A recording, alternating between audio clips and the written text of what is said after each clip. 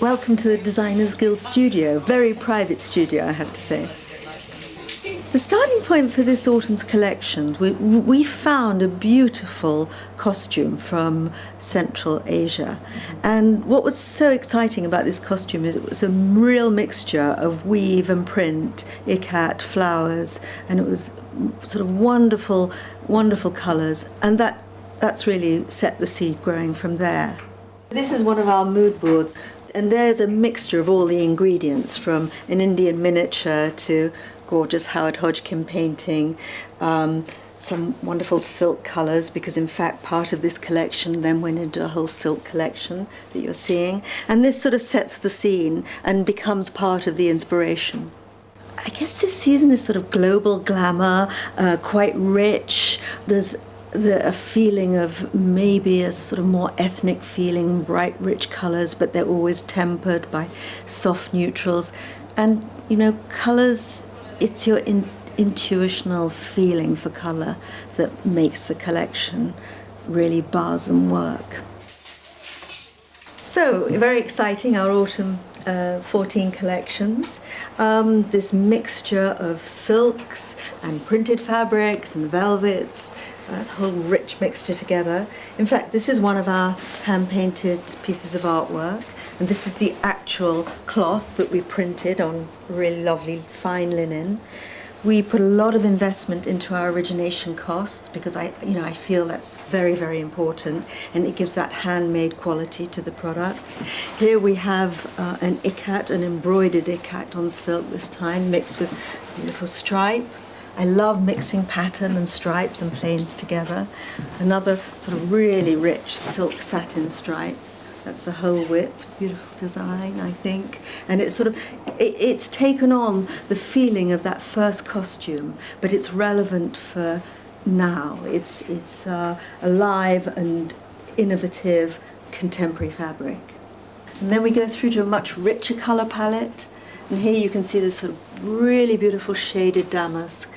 There again, all painted by hand, little bits of gold, just sort of almost stenciled onto the design. Very complicated to translate into a fabric. And I think we managed to do that really beautifully. Wallpaper's the same feeling. And there again, these sort of rich sample boards. And then all of that is translated into our finished products, into bed linen, cushions, rugs. It's very exciting. Let's talk about flowers for a moment, because they've always been such an important part of our vocabulary. And we have some really beautiful flower studies that we then translate into both finished products.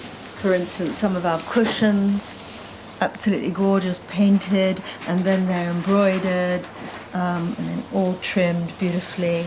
And look at some of our flower studies. So we start by painting all these beautiful flower studies, and then that will end up, and some of these are painted, most of them are painted actually, and some of them are photographed, and you end up with this really beautiful mixed hydrangeas on a gorgeous new scoured linen, so that it's very subtle, subtle and strong at the same time.